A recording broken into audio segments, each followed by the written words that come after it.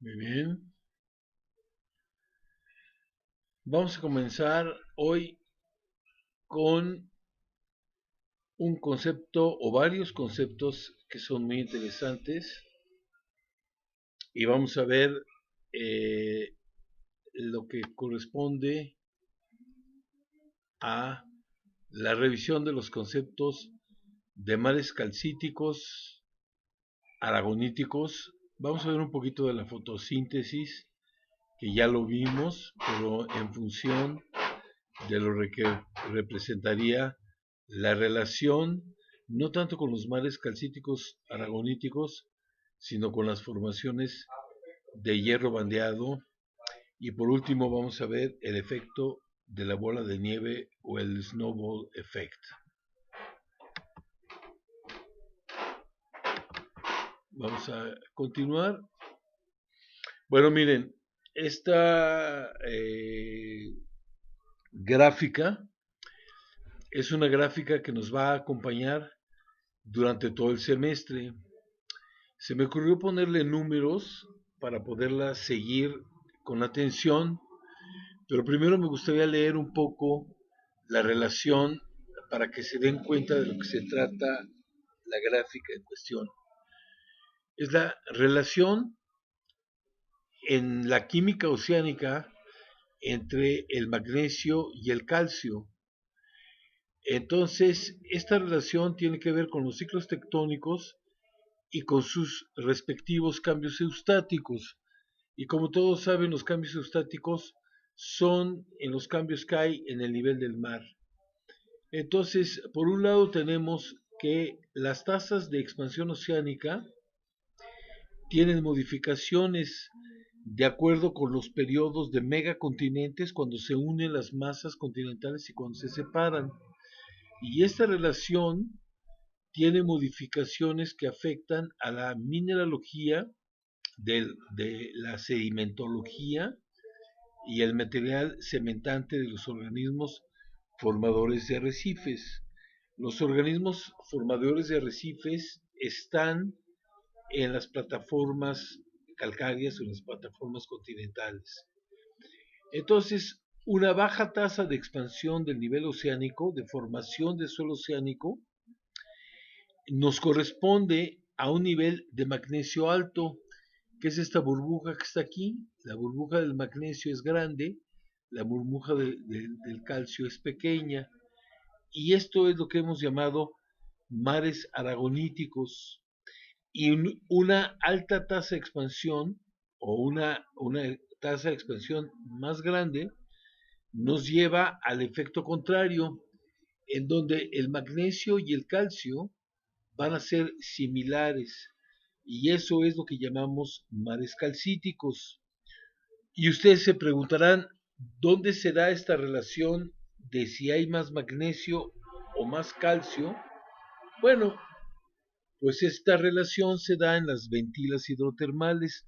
¿Por qué? Porque las ventilas hidrotermales son un reflejo bastante fehaciente de que haya una alta tasa de expansión del suelo oceánico o una baja tasa de expansión del suelo oceánico, porque continuamente el agua de los océanos se está filtrando por las diferentes ranuras que hay en los basaltos que están en las cuencas oceánicas, pero está saliendo por las ventilas hidrotermales.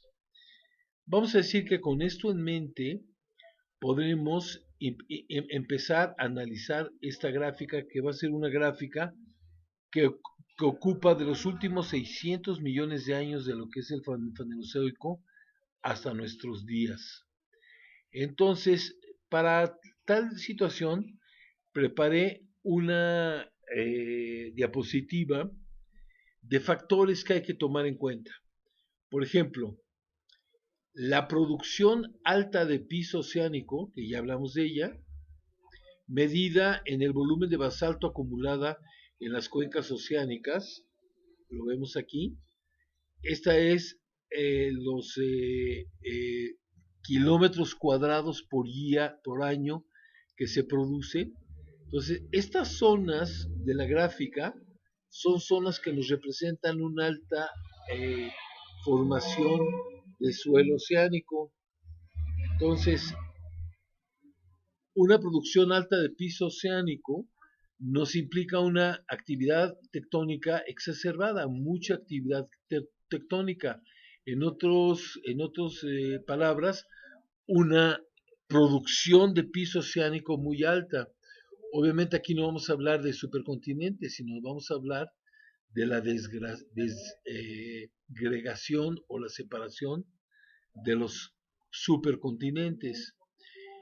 En el A, desde un punto de vista químico, la relación del calcio-magnesio es casi la misma y los niveles eustáticos son altos. Vamos a ver, esto corresponde al número 1 que estamos hablando. La relación del magnesio y del calcio más o menos es la misma. Y este número 1 con el número 1A es lo que nos representa una alta producción de suelo oceánico, de material que está saliendo de las ventilas hidrotermales, pero al mismo tiempo la cuenca, por la gran cantidad de volumen que se está produciendo, se está reduciendo. Entonces, por eso decimos que los niveles eustáticos son altos. Los incisos 1B, 1C representan, por lo tanto, mares calcíticos. Y aquí lo podemos ver.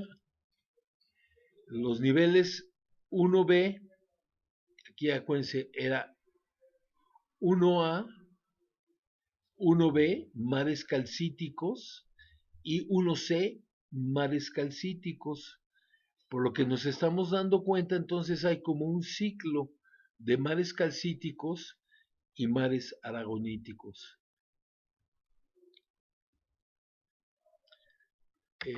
Vamos a ver aquí. Entonces, 1A y 1B representan, y 1C representan mares calcíticos. Ahora nos vamos al 2. El 2 es lo contrario. La producción relativamente baja de piso oceánico no quiere decir que no exista el piso oceánico, pero que es una relación relativamente baja de piso oceánico, implica una baja relatividad tectónica. ¿Cuándo tenemos esto? Pues tenemos esto cuando se forman supercontinentes, porque entonces se quedan atorados las placas oceánicas y no hay una gran cantidad de formación de piso oceánico. Por lo tanto, al contrario de lo que pasaba en el caso de la actividad alta de suelo oceánico, los niveles eustáticos son bajos. Los niveles del mar son bajos. ¿Por qué? Porque la cuenca oceánica no tiene ese gran aporte de basalto, que es lo que hacía que de pronto se redujera la actividad, digamos, el fondo de la cuenca oceánica. Entonces ya vimos 1A y ya vimos 1B y ya vimos 1C, en donde están los altos niveles eustáticos, la gran producción de suelo oceánico por la expansión oceánica y los mares calcíticos que están en B y los mares calcíticos que están en 1C. ¿Ok? Vamos a regresar al número 2. Entonces, los niveles eustáticos bajos. Ahora quisiera yo decir que los incisos que puse como 3, 4, 5, 6 y 7 corresponden a las comunidades que han poblado las plataformas continentales en los últimos 600 millones de años. Por ejemplo, vamos a ver, por ejemplo, el número 3 y el número 6 representan los mares calcíticos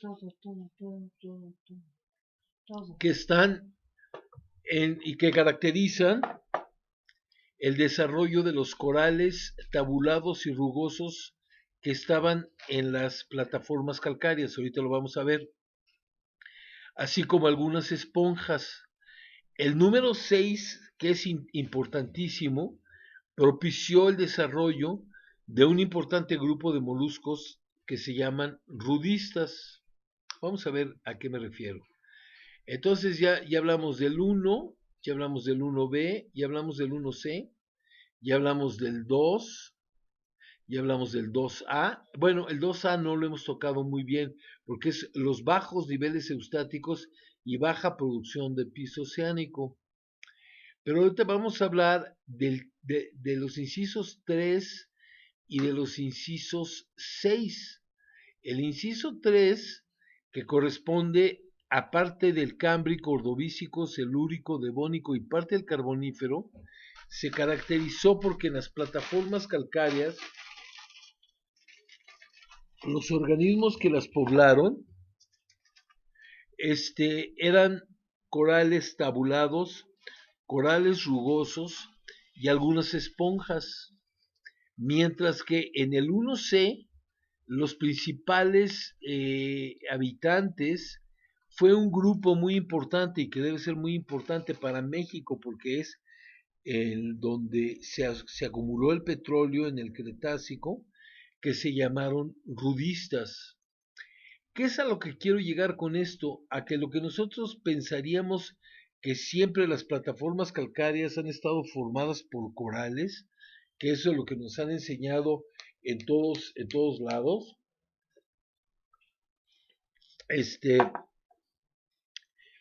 no han sido corales todo el tiempo, sino han sido una serie de grupos que es de lo que se trata esta clase que estamos viendo ahora.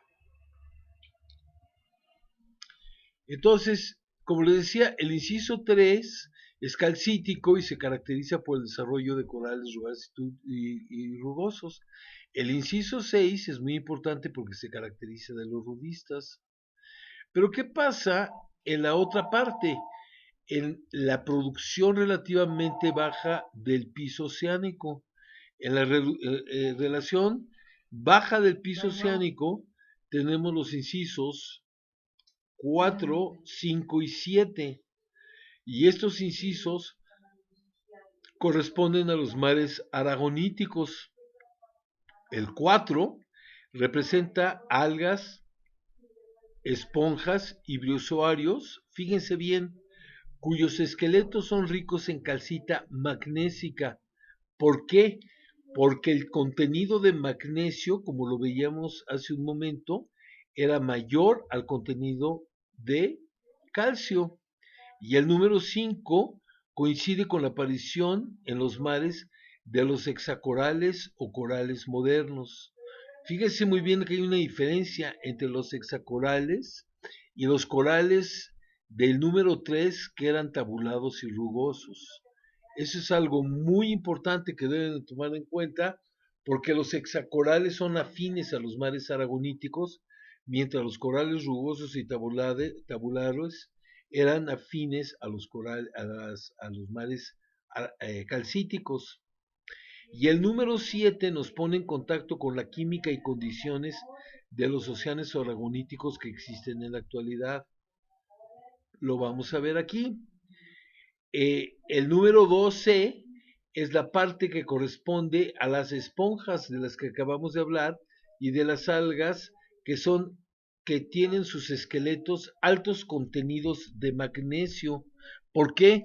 Porque corresponden a los mares aragoníticos que vienen desde la parte de la gráfica que estábamos hablando hace un momento, que es la número 2, en donde ustedes pueden ver que el magnesio es más alto que el calcio.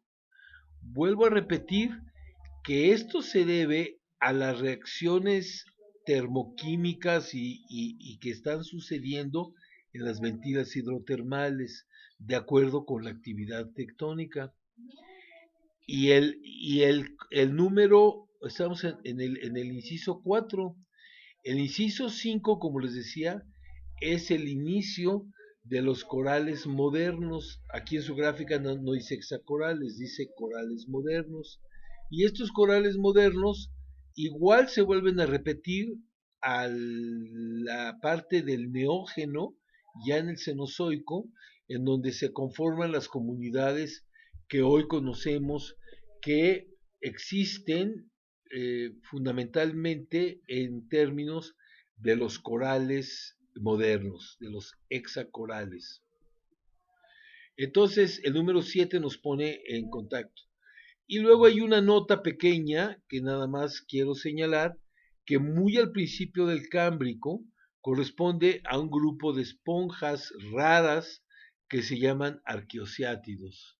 Como lo vamos a ver ahorita, es este pequeño espacio que estoy marcando aquí en azul, en donde ya existían arrecifes, por decirlo así, en las plataformas calcáreas, pero que los organismos que vivían en esos arrecifes pues eran muy extraños. Entonces, desde ese punto de vista podemos ver que en la parte inferior está el Paleozoico, hasta el Pérmico, está el Mesozoico, Triásico, Jurásico y Cretácico, y está el Paleógeno y el Neógeno. O sea que prácticamente estamos hablando del Fanerozoico. Y lo que queremos decir es que en el Fanerozoico es una etapa muy interesante en donde podemos tener este, cambios en los niveles eustáticos, cambios en la química de los mares y cambios obviamente en la actividad tectónica que está relacionada con la formación del suelo oceánico y con tiempos en donde el suelo oceánico no es tan grande.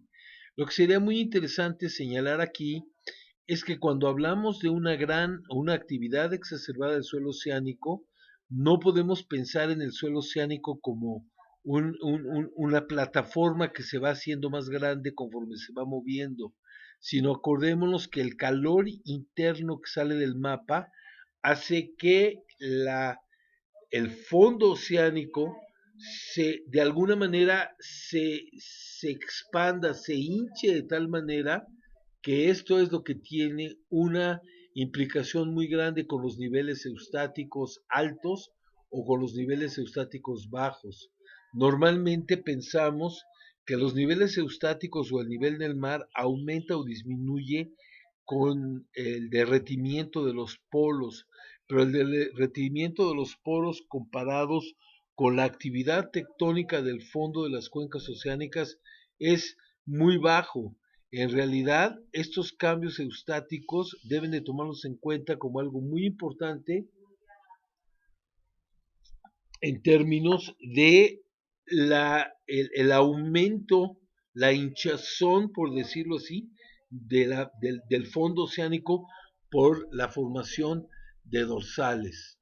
Entonces,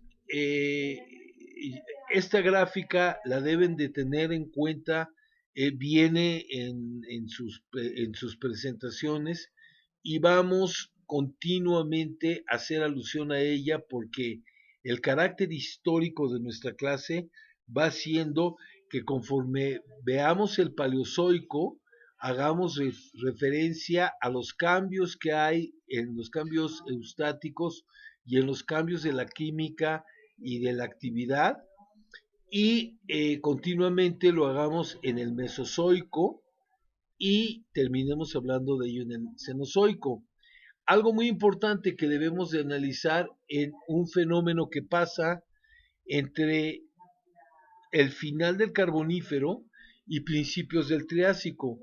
Esta disminución que hay de la actividad tectónica porque empiezan a unirse los continentes no es otra cosa más que la formación de Pangea. Y esta gran aumento en la formación de piso oceánico y de basalto que sale por las dorsales no es otra cosa más que la disgregación de Pangea. O sea, estos son dos elementos que no deben de dejar de tomar en cuenta cuando estén estudiando, porque imagínense que en un examen nosotros podíamos poner una gráfica de este tipo y decirles a ustedes que nos explicaran qué es lo que está pasando con relación con la tectónica o con la paleogeografía del Paleozoico y del Mesozoico.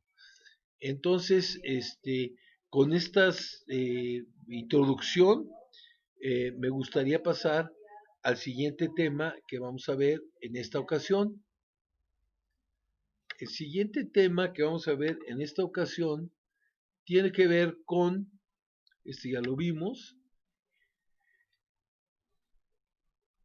tiene que ver con la fotosíntesis. Esta transparencia es un poco, digamos, más pesada que la que ya hemos visto en biología general, en biología remedial, pero lo único que quiero señalar con esto es que esta energía del sol, que de pronto se convierte en energía química y que nos rompe la molécula de agua para que el oxígeno que se desprende sea el oxígeno que está en la atmósfera y que los otros compuestos que intervienen como el dióxido de carbono y el agua formen no solamente los alimentos, no solo se producen azúcares, todos estos elementos que están señalados aquí, glucosa, amoníaco, nitritos, nitratos, sulfuros de hidrógeno, sulfuros y sulfitos, y toda una serie de reacciones que nos dan como productos finales la formación de ATPs,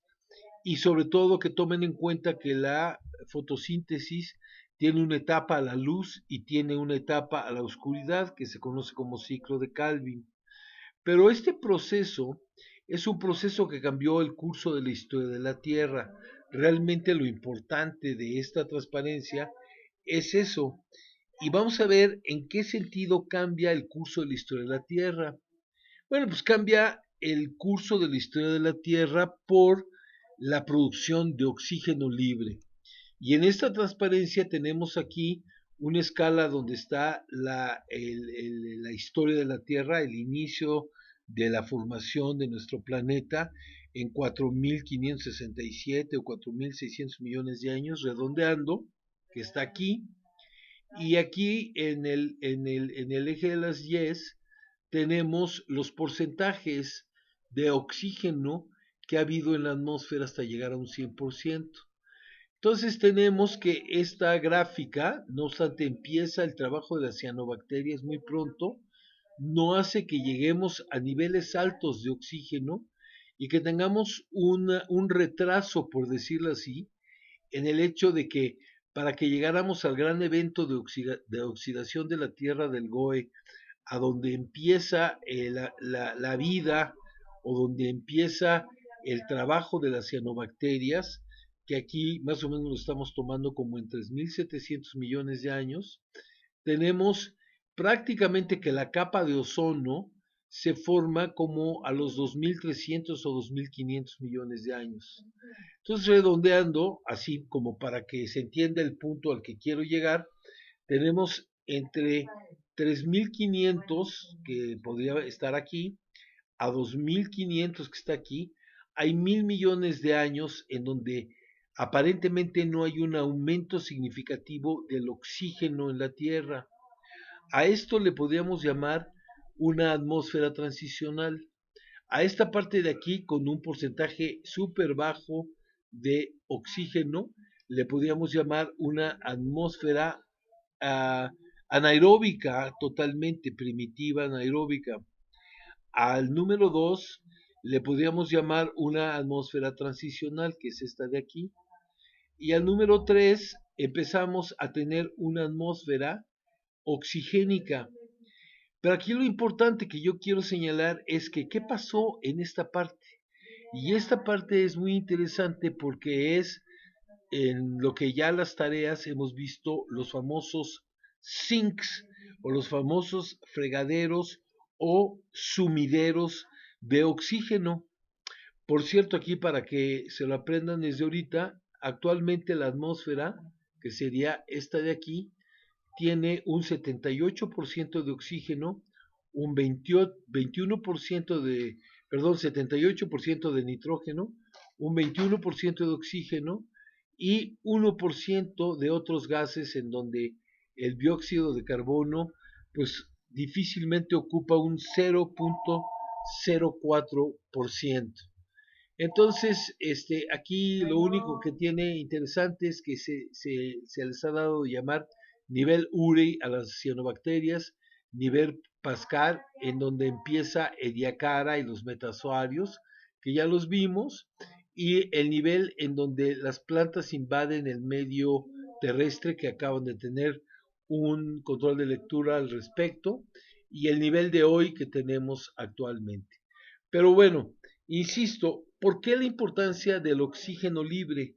Pues la importancia del oxígeno libre nos lleva a algo que es muy interesante, que es la formación o las formaciones de hierro bandeado. Y aquí tenemos las formaciones de hierro bandeado que tienen una importancia económica muy grande porque gran parte del hierro que se utiliza a nivel industrial proviene del precámbrico, proviene de este fenómeno. Y en la foto se me ocurrió poner a un acerero de Pittsburgh, que aunque no juega fútbol americano, son de los que las personas que trabajan en las plantas productoras de acero de Pittsburgh, perdón. Y, de hecho aquí se me ocurrió poner un casco de los acereros de Pittsburgh que escogieron como parte de su emblema unas estrellas que no son estrellas, que se llaman asteroides, en donde representan el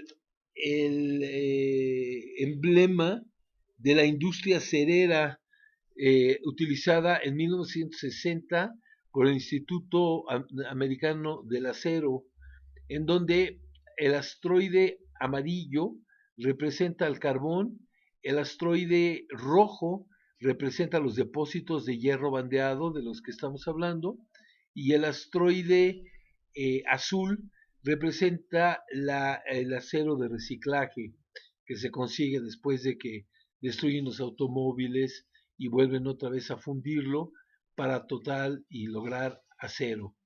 Aquí en esta gráfica, que es una gráfica del precámbrico, podemos ver estas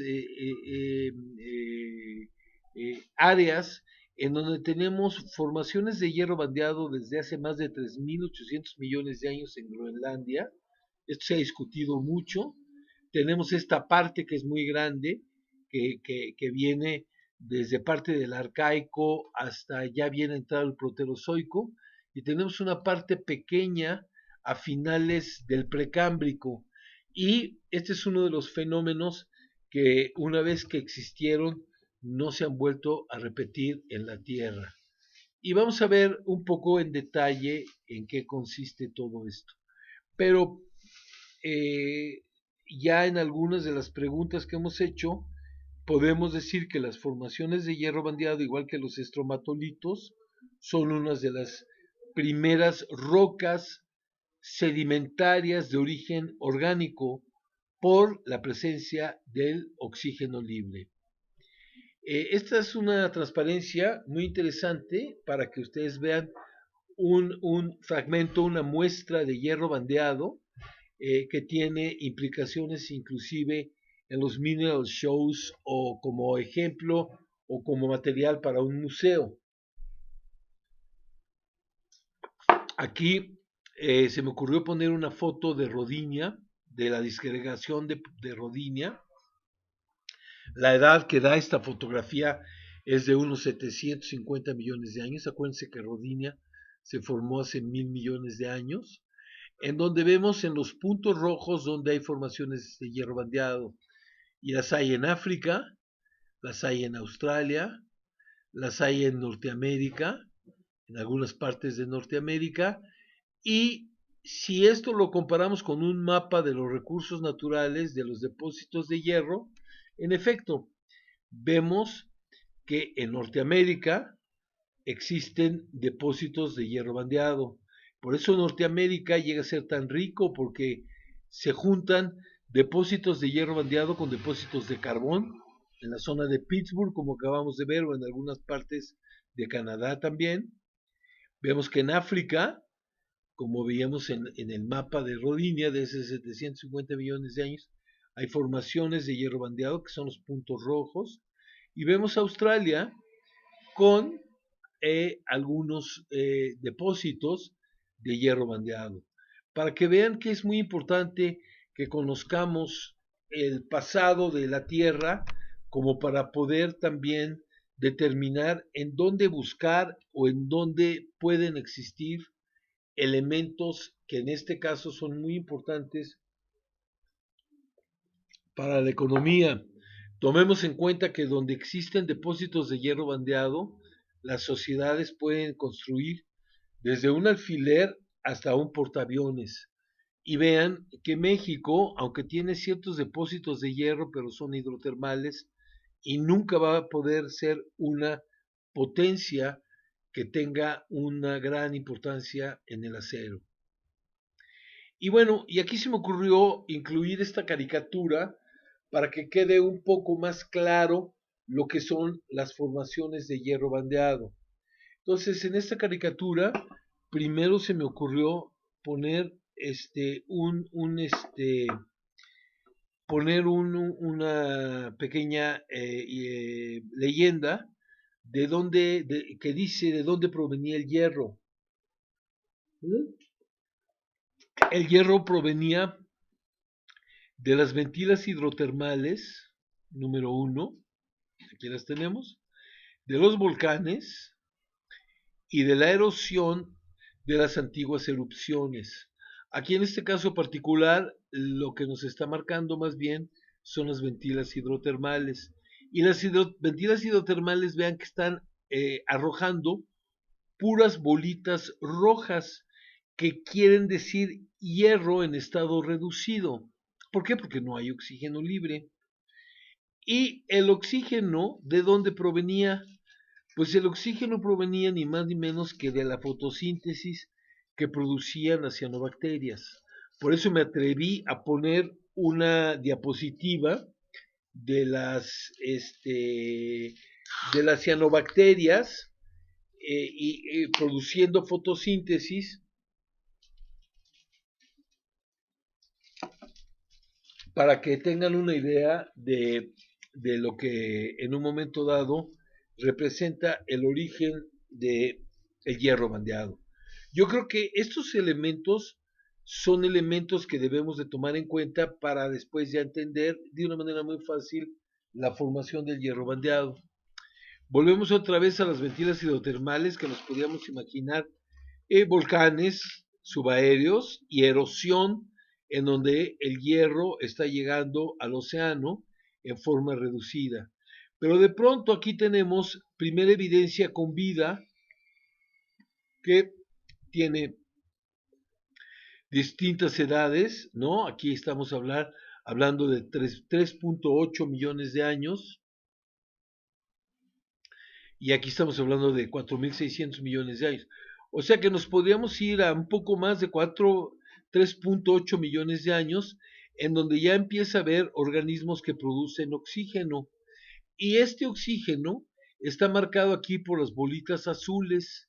Y las bolitas azules entonces empiezan a oxidar el oxígeno que empieza a ser, digamos, se empieza a depositar en bandas. Y estas bandas son las bandas que están formando el hierro bandeado. Aquí nos está diciendo el periodo de las formaciones de hierro bandeado que van desde este punto hasta este punto que está aquí, en donde veíamos que prácticamente representa el final o una de las fases finales del proterozoico. Y entonces tenemos aquí la formación de los estromatolitos. De hecho, acuérdense que los estromatolitos son el producto fisiológico o el producto que queda de la existencia de las cianobacterias. Y entonces aquí ya tenemos las bolitas rojas que están siendo oxidadas por el oxígeno que están produciendo las cianobacterias. Entonces, yo creo que de esta manera queda, pues de alguna manera clara, por lo menos para mí, el hecho de que tengan, y hoy en día ya no tenemos ningún hierro que no esté oxidado. Conforme nos vamos acercando a nuestros tiempos, aquí está today, vemos que es muy poco el hierro que queda sin oxidar. ¿En dónde es donde queda sin oxidar? Pues en los ambientes anóxicos, donde se forman los depósitos de pirita y cosas de ese tipo, ¿no? Entonces ya nada más viendo, aquí están los primeros microfósiles, los primeros eucariontes, aquí están, la multicelularidad, que es la parte final del lo que tenemos como la parte de los tejidos mineralizados y de Diacara. Y quizá aquí lo único que nos faltaría por explicar, para explicarlo con mayor detalle, sería qué es lo que interrumpe a la formación de las bandas de hematita y magnetita, que es, digamos, como que el resultado final del hierro bandeado. Esta, digamos, parte es lo que sigue ahorita en nuestra explicación. Quizá lo único que faltaría sería comentar la otra explicación de la formación del hierro bandeado. Digo, y no es que haya otra, hay varias, en donde realmente el oxígeno producido por las cianobacterias no va a reducir directamente el hierro, sino que se va a manifestar a través de un proceso que va a empezar a formar compuestos en los océanos y que estos compuestos en los océanos relacionados con los sulfuros van a ser utilizados por las bacterias en condiciones anaeróbicas para producir ácido sulfídrico y el ácido sulfídrico después se va a producir los óxidos de azufre como la magnetita y la hematita. Pero no, no queremos o no es la intención de que en el curso se llegue a tal detalle. Y entonces pasamos, digamos, a la última parte de esta pequeña plática que estamos dando y me gustaría considerar algunos aspectos para entender, o sea, que tomen en cuenta para que pueda quedar claro el efecto de la bola de nieve o el snowball effect, que consiste en lo siguiente. Primero que nada, nos remitimos al inicio del curso en donde hablamos de una radiación del Sol que de acuerdo a su evolución, no ha tenido la misma brillantez en el tiempo geológico. Entonces, esta modificación, esta transformación del helio que está formando el Sol a deuterio ha sido gradual en un aspecto muy distinto, en un ciclo que no se repetirá en un ciclo secular, y que cada vez ha sido más fuerte la radiación. Y si estamos hablando del precámbrico y estamos hablando de estos miles de millones de años, pues la radiación era más débil. Estamos hablando de un alto albedo, y el albedo ya de alguna manera lo hemos visto en la clase, que es que cuando aumenta las superficies claras de la Tierra, los rayos del Sol se van a reflejar con más potencia y va a quedar menos, sobre todo, radiación infrarroja, y entonces el frío va a aumentar. Conforme más aumente el albedo, menos calor se va a concentrar en la Tierra. Número 3. Los continentes unidos formando grandes masas. Sabemos que entre el arcaico y el proterozoico, los continentes o las masas continentales empezaron a unirse hasta formando grandes masas. Y es obvio que dentro del mismo curso ya hemos hablado de Nuna, y ya hemos hablado de Kenolandia, y ya hemos hablado de Gondwana, que son supercontinentes, bueno, no de Gondwana, sino de Rodinia y de Gondwana, y son supercontinentes que de alguna manera, imagínense que si se empezaron a congelar, tuvieron un albedo enorme. Entonces el albedo fue muy grande de estos continentes formando grandes masas. Y también hay evidencia por el magnetismo remanente que ha quedado en algunos de los segmentos de esas masas antiguas, que estas masas continentales pudieron haber estado posicionadas en latitudes altas, que ya de por sí El Sol, que era débil, les daba todavía menos. Y en un factor importante que se me ocurrió incluir es la disminución de CO2. O sea, la disminución de CO2 que con los diferentes factores que hemos estado hablando, pudo haber sido en el principio, sobre todo el principio que detectó o que desencadenó el snowball effect, quedara de alguna manera secuestrado y su efecto invernadero no sirviera para derretir el hielo.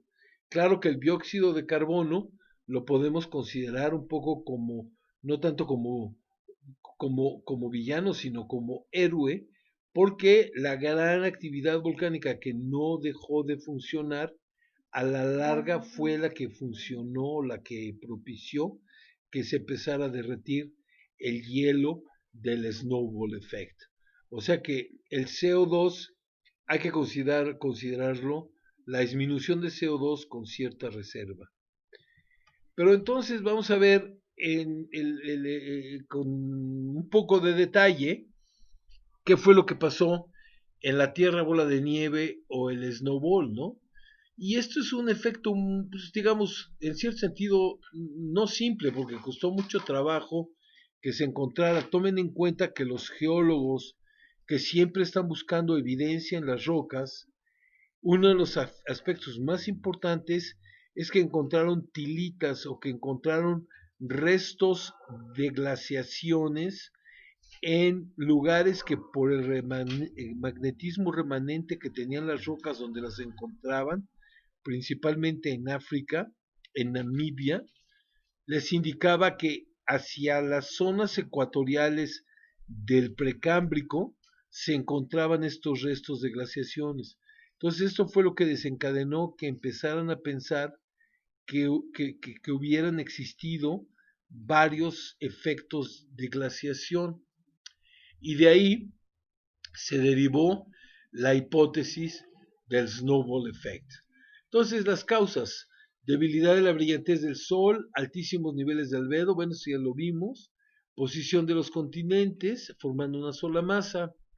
Entonces, el CO2 que no puede incorporarse en el agua de los océanos, entonces empieza a perder y no tiene un efecto que pueda, ¿cómo se llama? Impedir que el hielo pueda empezar a cubrir las diferentes zonas de la Tierra, principalmente los oxígenos. Y entonces esta placa de hielo causara que las cianobacterias tampoco pudieran funcionar. O sea, las bacterias y muchos de los organismos microscópicos tienen mecanismos de, tienen mecanismos de defensa que, ¿cómo se llama? Tienen mecanismos de defensa que hacen que caigan en vida latente, que no necesariamente se mueran, sino que queden de alguna manera suspendidos, ahora sí que hasta nuevo aviso, hasta que pueden otra vez funcionar. Entonces, quizá esta situación que existía de que de pronto las bacterias ya no producían oxígeno, los volcanes y las ventilas hidrotermales seguían produciendo materiales y estos materiales se iban sedimentando y estos materiales que sedimentaban no se oxidaban y entonces a eso se debe que haya capas como estas capas rojas que son las capas de hematita o magnetita estén alternadas con capas más claras, principalmente de sílice. Entonces, a menos de que existan, bueno, no a menos, otras hipótesis que nos lleven a poder entender el efecto de la bola de nieve,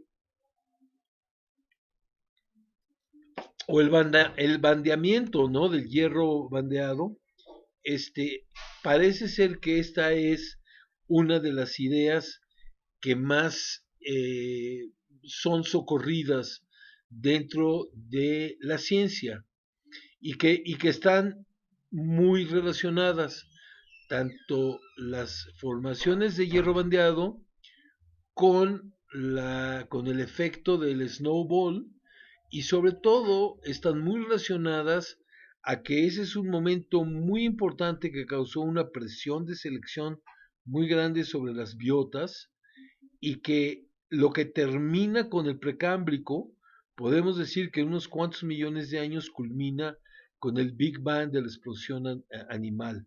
Porque como ya también habrán estudiado, una característica muy importante de los organismos de Diacara, por ejemplo, que son los últimos del precámbrico, bueno, no los últimos, sino los penúltimos, si consideramos a la fauna tomotiana, pero son muy pequeños y prácticamente no tienen tejidos mineralizados.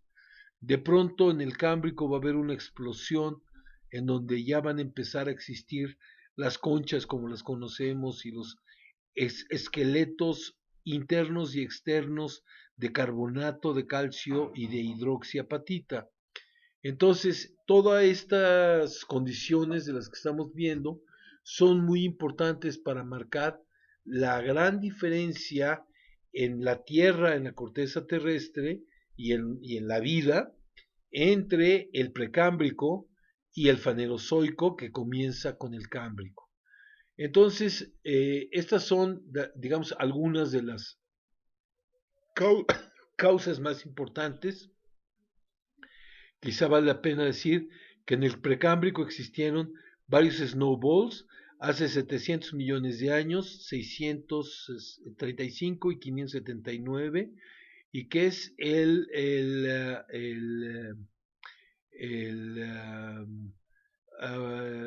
Marinoan, que es el de 635, y el Gaskers, que es el de 579, y este que está aquí, que ahorita no recuerdo cómo se llama, pero es muy fácil que lo puedan ustedes averiguar. ¿Qué quiere decir esto? Quiere decir esto que era una cuestión cíclica, que de pronto el ecosistema y la disipación de calor de la Tierra iban poniéndose cada vez más Strutian, ahorita ya me acordé, estamos con el Strutian en 750, Marinoan 625 y Gaskers el 570. Y que conforme fue pasando el tiempo, se fue estabilizando como para que tanto el manejo de la disipación del calor como la relación del oxígeno y del hierro que estaba saliendo con los volcanes llegaran no a un equilibrio, porque nunca han estado en equilibrio, pero llegaran a una cierta, digamos, desviación estándar no tan fuerte como la que se dio en estas etapas del precámbrico. Y digamos como palabras finales, para que no se nos olvide, resulta que en el desarrollo de su historia no siempre ha habido la misma brillantez del Sol. El precámbrico, la Tierra se llegó a congelar completamente, eso es a lo que se refiere el snowball, y aquí tenemos una etapa, las diferentes etapas de las secuencias de la Tierra, hasta que llegue al final a una gigante roja, que es la última etapa, cuando todo su hidrógeno se haya convertido en deuterio. Y hay aquí otra temperatura en donde viene la edad de la Tierra desde hace 4.500 millones de años, aquí lo ponen hasta el presente, y cómo podemos ver que la luminosidad del Sol ha ido aumentando de una manera, pues prácticamente con una pendiente de 45 grados, y que hoy nos encontramos prácticamente a la mitad de su luminosidad. Aquí esta línea la podíamos seguir hasta que llegara a otros 5.000 millones de años o 4.500 millones de años para que se transformara en una gigante roja. Aquí hay algunos puntos de las temperaturas que ha habido en la temperatura de la Tierra, pero yo ahorita me concentraría nada más en esto, porque es un aspecto importante que debemos de tomar en cuenta cuando estamos estudiando el precámbrico. Y aquí es más o menos lo mismo, ¿no? Dice cómo ha cambiado la brillantez del Sol en términos de que tenemos aquí el arcaico, el proterozoico y el fanerozoico. Aquí hay una idea, aquí hay una línea muy interesante en términos de tiempo, ¿no? De 4500 a aproximadamente 540 o 550 millones de años. Y aquí tenemos cómo la luminosidad del Sol ha ido aumentando. Dice, luminosidad del Sol desde el precámbrico, desde sus inicios hasta el presente. Y cómo vamos a tener todavía, en el caso del Paleozoico, cuando empecemos a ver el Paleozoico, que el Sol era entre un 5 y un 8% todavía menos fuerte, menos brillante que el que es ahora, lo que permitió que aún y con valores muy altos del dióxido de carbono, la vida no se, no se, no se perjudicara, porque en ese caso el sol ayudó a que existiera el suficiente calor para que existiera el suficiente calor para mantener la vida estable. Y creo que con esto terminaríamos y yo lo que les recomendaría sería que esta plática la comparen precisamente con lo que hemos estado metiendo o hablando en las presentaciones del precámbrico. Sobre todo hay una parte importante de la biosfera en el precámbrico, hay una parte también importante de la geósfera en el precámbrico, y al principio, cuando empecemos a ver el paleozoico, se fijen cómo hay elementos importantes al principio del paleozoico en donde el sol era más débil. Con esto terminamos esta clase y espero que haya sido de su interés. Muchas gracias.